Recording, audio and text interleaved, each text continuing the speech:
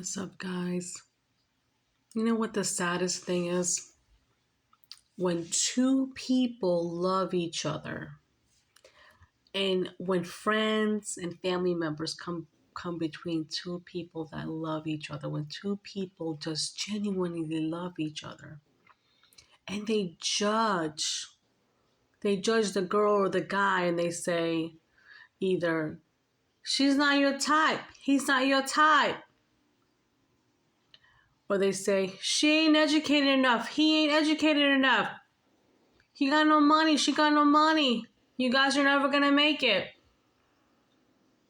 And they throw dark arts at you, for no reason at all, because they don't want two lovers from past lives, because we all connected, to be together. But they don't know. They don't know the power of love, because they don't even know what love is. When somebody tries to divide two lovers intentionally, they shall pay in a worst way, said my creator. And maybe they try to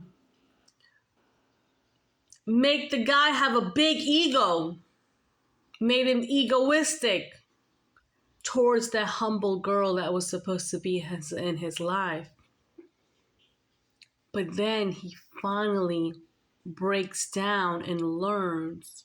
And the only way he learns is when she gets sick. That's some crazy shit right there. The only way he learns to be humble when she sees, or when she sees, this is vice versa, could be vice versa, but it's she actually getting sick. Then he humbles down to his Lord finally and says, forgive me, he says, forgive me. Does God listen? I don't know. He does. But this person must become humble. Because if he does not become humble, this individual, then God will not unite them. Because he has to unite humbleness with humbleness. He can't reunite from past lives egoistic and humbleness. He can't do that. And the sad thing is, when this girl gets sick in the worst way, it's going to be God's testimony. She's going to get better though, but she has to get sick. She has to go through all that in order for this man to get humble. And I'm like, that is some crazy shit right there, Jesus. Why does she have to get sick, huh? Why does it always have to be the woman? He says, it's not like that. It's just the way I written your story, he said. You'll get better, though. But from you getting sick, it's going to make him humble as fuck.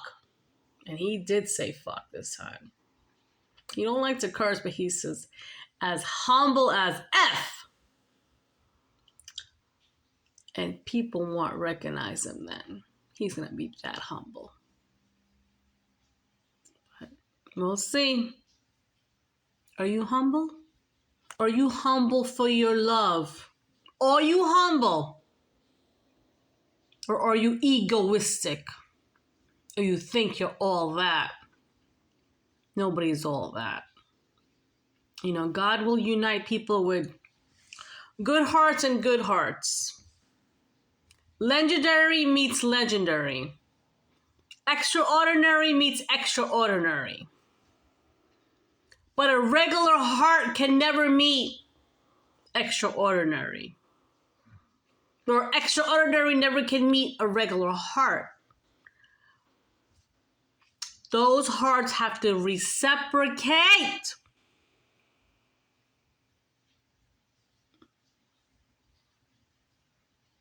Reciprocate. Reciprocation is so important, and people don't understand that, you know? If they can just understand that word and practice it, it would be a beautiful world. You know, that goes in any relationship, love relationship, job relationship, friendship relationship, you know? It's not always about taking. It has to be equal, you know? I love you and you love me. I respect you and you respect me. You know, it always can't always be me. Because where there is a me, there will never be a we. Get that straight, people. When there is a me, there will never be a we. No. The we happens when both parties, both people are humble towards each other. You know, they don't walk around with a chip on their shoulder and be like, I'm this and I'm that and I'm better than you. No. And this is a problem with a lot of marriages. Sometimes a husband and wife, right? They're married. And sometimes the husband tells the wife, I don't want you to work anymore because we have a baby now.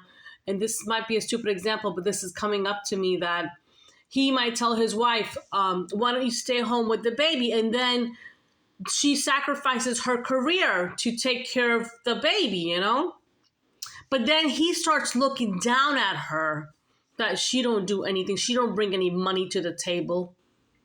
He starts looking down at her. And his family starts looking down at her and starts saying, my son takes care of you. But they don't realize a woman can make a home and break a home. A woman's power is that beautiful, you know? But a woman always makes a home. Always. You know? Either if she's working or not, she makes that home with her husband. But when her husband starts becoming egoistic and saying, I, and when they got married, they were a we. But when he says, I, that I separates the we. Don't do that. Don't look down on your wife if she's home taking care of the children, because that's the biggest job, the hardest job in the world. You know? And I'm not saying every woman stays home and takes care of their children. It's okay if they don't. But a woman could run circles around a man. And many women know that. Women are stronger than men. That I'm just going to say it. And you can unsubscribe me. I don't give a fuck this morning. That's the truth, though. A man, if a man gets sick, he's the biggest baby ever. Yeah, he knows how to provide. Not all of them do, but some do. But when they know how to provide, some of them get this ego, like, I provide. I'm the head hold of this house. But he don't know.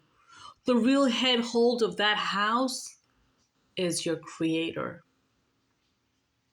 So quit having a big ego and be humble towards one another. Because when you're humble towards one another, your marriage or your relationship will last. But when the ego comes in, it's gonna collapse. Got me?